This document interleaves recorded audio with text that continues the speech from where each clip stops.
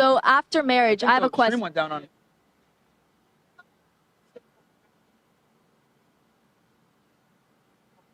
All right, are we back up on YouTube? Yeah. On Myron Gaines X? Okay. All right. Go ahead.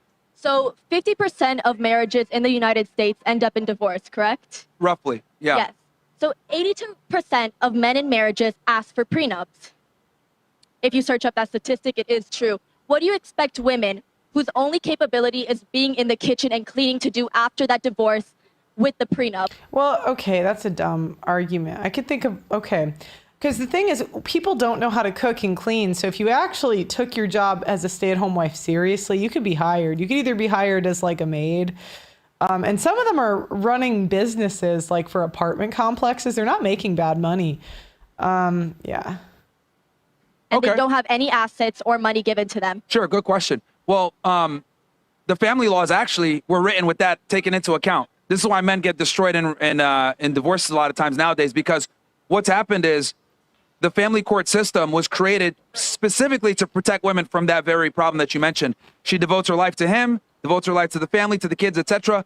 And they don't want it where he rug pulls her, leaves with everything, and she's destitute. So that's why alimony, child support, all of these things were put into place to protect women from that. The problem, though, is that the other thing too, Myron, like people aren't, this is why you kind of got to adapt with the times. Women aren't having, like, there's no reason for women to stay home if they have less than like 2 children. Like, okay, the first 5 years of the kid's life, sure. But just my point of view, a lot of stay-at-home wives just are women that don't want to work and they want a retirement plan. I don't see a lot of women doing super extravagant cooking to the point.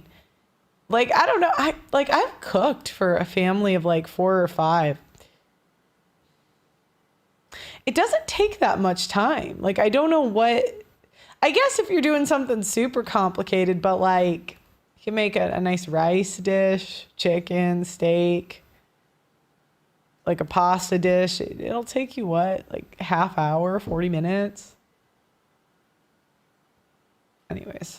the laws haven't caught up to feminism and progressivism giving women, equal rights and equal ability to earn. So I would say, number one is... Now, I had a thought. Okay, I'm sorry. I'm going to let this play a little longer. I do this sometimes, I know. I had a thought. In a way, if the women work and the man's a stay-at-home dad, I was thinking about this. Aren't the women like more submissive in a way because they're giving the guy their page? If they do, they don't. Usually it's like demasculating women, but okay. Not probable that your husband's going to leave you. It's actually, there's a whole phrase, it's cheaper to keep her. It comes from the concept that it's cheaper for a guy to simply just stay married versus divorce his wife. Most women initiate divorce, like 90%. So I would say there's safeguards in there to kind of deal with the problem that you mentioned, which I get it is a viable concern, but the family court deals with it. So you believe that even though men may not leave their women because it's cheaper, a woman should stay in her marriage. Let's say he cheated, let's say other issues, because there are other reasons for marriage other than the men specifically leaving the woman. Yeah. So your question is, do they cheat, or what do you? No, I'm saying that, for example, a woman might have to leave under her own circumstances, not because the men believes that the marriage shouldn't end because it's cheaper. A woman might leave in any other way. Yeah. So when she's out in the world, she cannot get a job because she had not get a college education, and her only experience was working in a kitchen. That is just not true. Okay, you could get a job in a new kitchen. You could be a private chef. Like, where's the problem-solving skills? Because that is what some men like you believe she should be doing.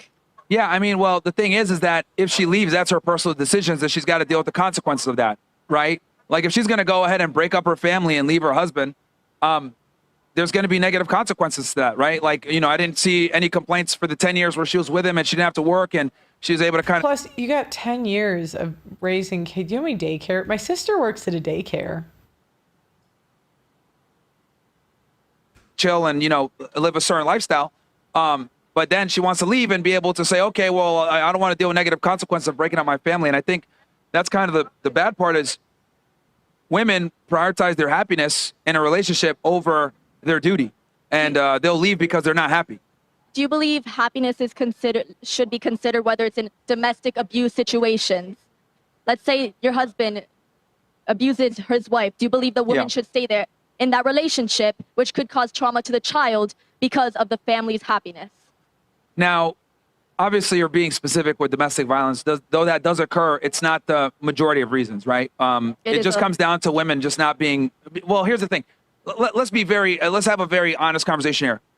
A lot of these phrases are bullshit. Oh, verbal abuse. Oh, emotional abuse. It can literally be him saying, "Yo, you need to do X, Y, Z," or him critiquing her, and she'll say that's verbal abuse. The problem is that we've basically conflated valid criticism or anything that needs to be said in a relationship to keep it going as abuse.